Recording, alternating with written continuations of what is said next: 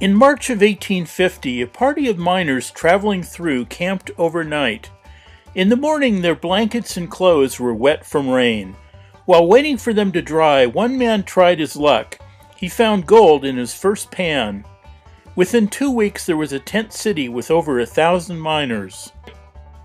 By 1852, the town named Columbia looked like this. Lack of water was the main impediment. In the late summer, the springs dried up and the miners were out of business, having no way to separate the gold from the dirt and gravel. A series of flumes and ditches were built to bring water from the Sierras, and the town continued to grow. By 1858, it had over 15,000 inhabitants. After the gold rush, Columbia neither developed nor became a ghost town. In 1945, it became a California State Historic Park, and its existing buildings were restored and some rebuilt from photos. This tour will show you Columbia as it was in 1858. Wells Fargo ran an express and banking business and had little competition after a financial panic in 1855 eliminated most of its competitors. It also bought, sold, and transported gold. Wells Fargo later started a stagecoach business and took over many existing stage lines. The town had at least 4 hotels, including the City Hotel, which had a large opera house and theater on the upper floor. Ice cream was served in 1858, but was an expensive treat because ice was needed to make it. Ice was transported by horse-drawn wagon from the Sierras and stored underground, insulated by bricks and straw.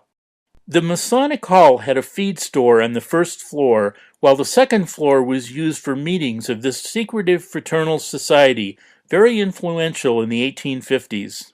A similar society, the Oddfellows, met in this building. The first floor was a grocery. The iron shutters protected against fire.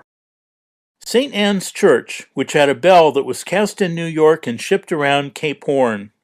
Alongside was a cemetery. The Columbia Gazette Office, one of 3 newspapers. The Jack Douglas and St. Charles Saloons. There were at least 30 saloons in 1858.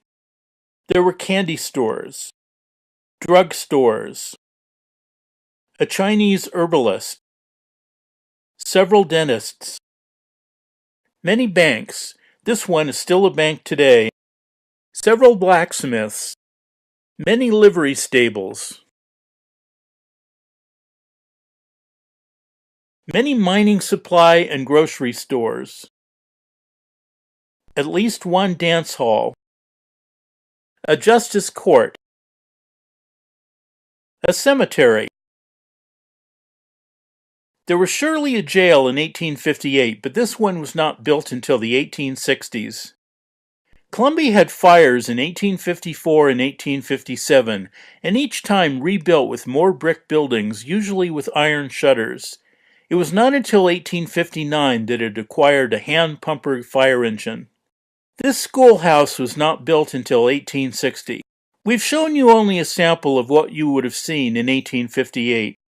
To see additional exhibits, restaurants, lodging, and businesses in Columbia today, see the map-based guide on our website, columbiaca.org.